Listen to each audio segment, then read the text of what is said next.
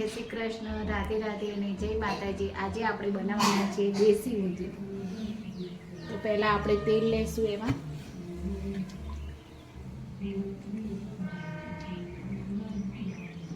પછી એમાં નાખીશું રાઈ અને જીરું નાખીશું।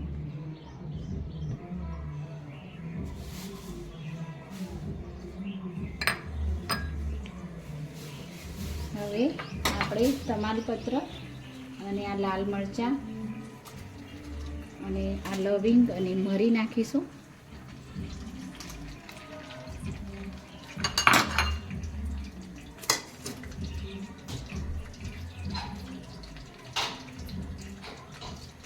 હવે આપણે આમાં લીલી ડુંગળી છે અને લીલું લસણ છે। તમે તમારે અનુસાર જેટલું નાખવું હોય એટલું નાખજો। હું 3-4 ચમચી જેટલું નાખું છું।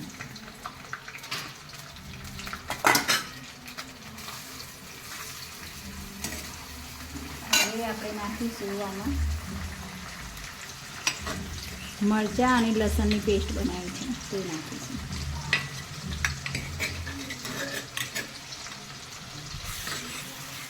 આ બધું સાતળવા દઈશું।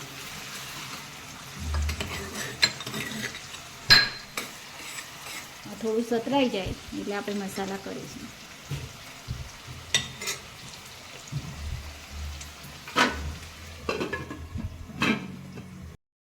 હવે આ થોડું સતરાવા આવી ગયું છે। હવે આપણે નાખીશું મીઠું સ્વાદ અનુસાર। સ્વાદ અનુસાર મીઠું નાખીશું। મરચું 1 ચમચી જેવું નાખીશું। આપણે લીલું મરચું નાખેલું જ છે, તમારે સ્પાઇસી જોઈએ તો થોડું વધારે નાખી શકો। હવે ધાણા જીરું પાવડર નાખીશું। ધાણા જીરું પાવડર થોડું વધારે નાખીશું। મને થોડું ધાણા જીરું પાવડર વધારે ગમે છે, હું થોડું વધારે નાખું। પછી હળદર નાખીશું।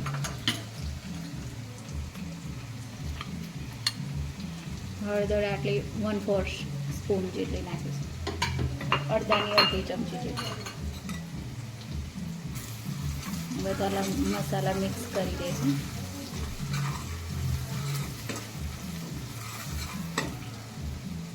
હવે આ મસાલા છે એમાં આપણે નાખીશું આપણે આ દેશી વાલોળ છે, પાપડી છે, એના વાલોળના દાણા છે, તુવેરના દાણા છે, વટાણા છે, લીલા વટાણા, એ બધું મિક્સ કરેલું છે, બધું આપણે નાખી દઈશું।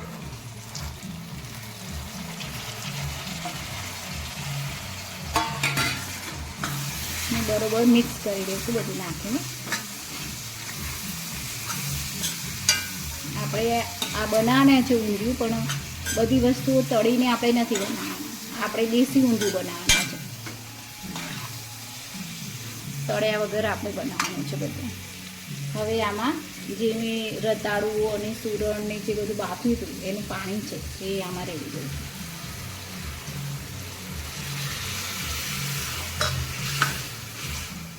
હવે આને છે ને આપણે થવા દઈશું।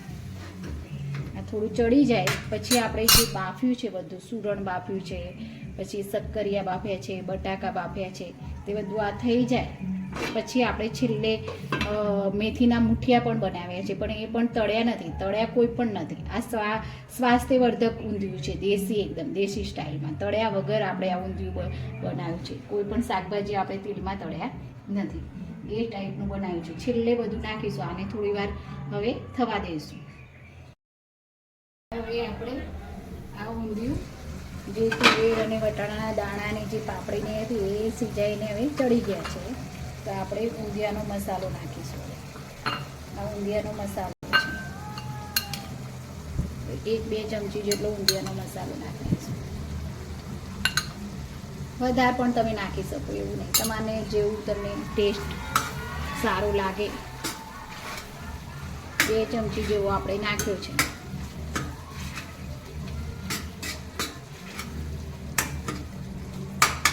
બે ચમચી જેવો મસાલો આપણે ઊંધિયાનો મસાલો નાખ્યો છે।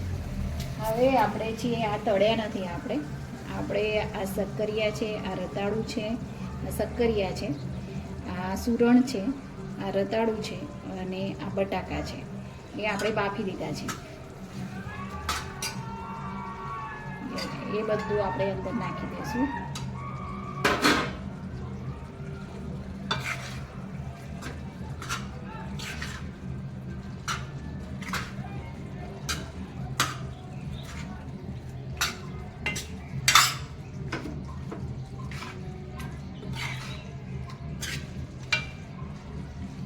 હવે આ નાખી દીધા.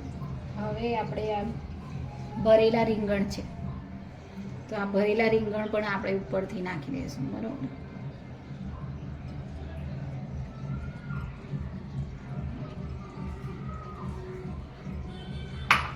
એને પણ આપણે મિક્સ કરી દઈશું બધું.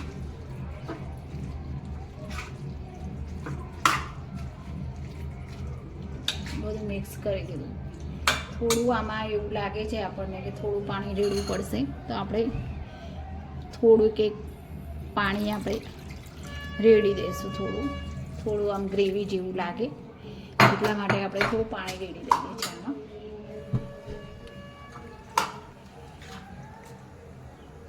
આપણે બધું બફાયેલું છે, આને આપણે તળ્યું નથી એટલે આપણે વધારે પડતું એને બહુ સીજા દેવાનું નથી, તો બધું ગળી જશે, વધારે મેશ થઈ જશે, એટલે વધારે પડતું ફેરો પણ નથી કરવાનું. હવે આપણે આ મેથીના જે રેગ્યુલર બેઝ ઉપર આપણે બનાવતા હોય, ઘઉંનો લોટ, ચણાનો લોટ, પછી મરચું, હળદર, ગોળ, લીંબુનો રસ અને એ બધું કરીને લોટ બાંધી અને આને બાફી નાખ્યા છે આ મુઠિયાને. તો આ મુઠિયા બાફેલા છે એ પણ આપણે ઉપરથી નાખી દઈશું.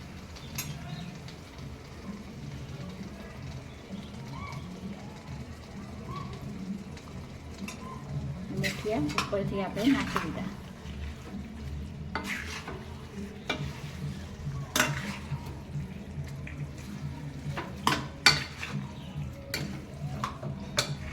બધું આપણું કમ્પ્લીટ થઈ ગયું છે. બરાબર, હવે આપણે આને થોડી વાર માટે 2 મિનિટ માટે આપણે સિજાવા દઈશું. આમાં આપણે 2 ચમચી જેવું ગોળ નાખી દઈશું. દેશી ગોળ છે, આપણા સ્વાસ્થ્ય માટે બહુ સારું. વ્હાઈટ ગોળ આવે છે, થોડું કેમિકલ વાળો આવે. દેશી ગોળ આપણે ખાઈએ તો સારું શરીર માટે.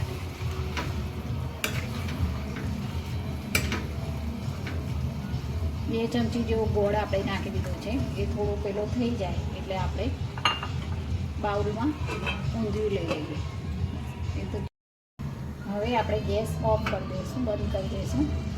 અને આપણે લીંબુનો રસ 1 ચમચી જેવો છે, 1-1.5 ચમચી જેવું એ નાખી દઈશું.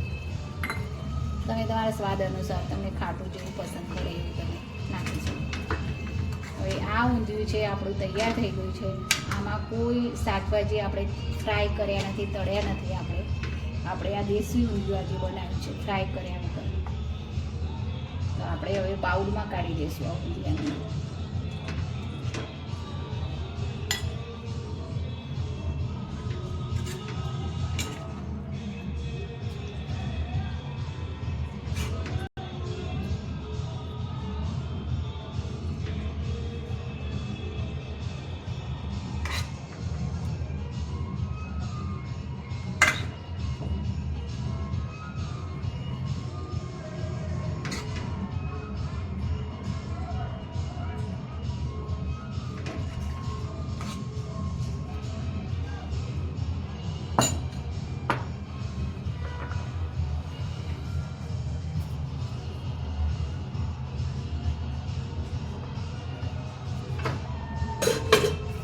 તો એ બધા જોઈ શકો છો, દેશી ઊંધિયું આપણું તૈયાર થઈ ગયું છે. કોઈ પણ શાકભાજી આપણે ફ્રાય કર્યા નથી.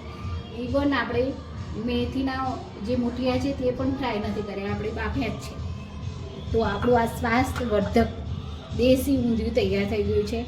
એમાં આપણે હવે ગાર્નિશિંગ કરીશું લીલા કોથમીરથી.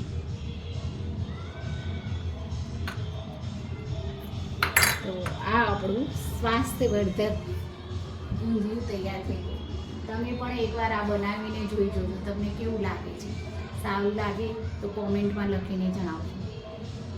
તો આજે હવે વિડીયોની એન્ડિંગમાં હું વાત વિડીયોની એન્ડિંગમાં હું જય જવાન, જય કિસાન અને જય વિજ્ઞાન, જય ગુરુદેવ.